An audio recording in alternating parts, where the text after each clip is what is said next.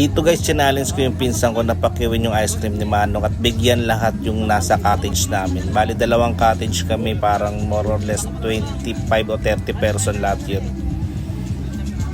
Yun nga pala yung pinsan ko, yan, si Ian, yung kalbo. Hindi, joke lang, hindi kalbo talaga.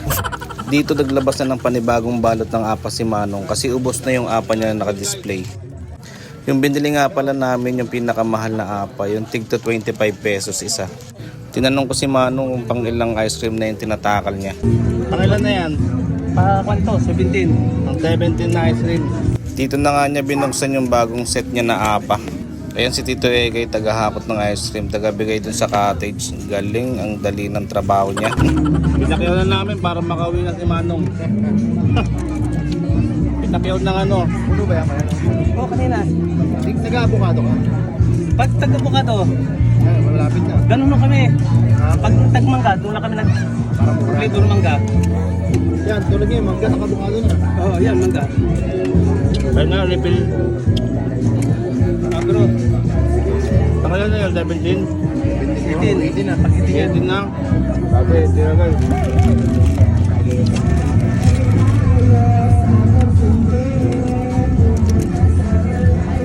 Tinignan ko nga kung gaano pa karami yung ice cream ni Manong. Ito nga halos paubos na talaga. Dito na ilalim. Kaya pang ilan yan?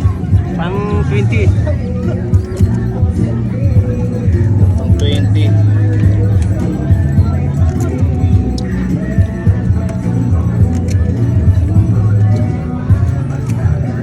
Madami kayo doon? Oo, marami. Sige.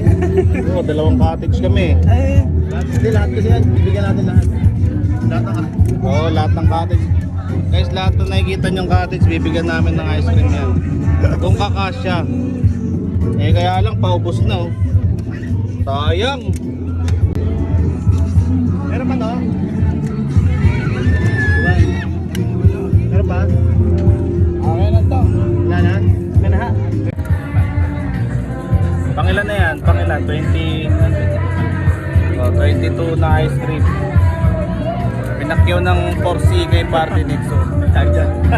22 pieces na ice cream nga pala yung nabili namin. At umabot yun ng halagang 22 times 25. 550. 550 ang inabot. Malaki tao lang. 550 daw. 550. Okay, tayo na. Gawa na.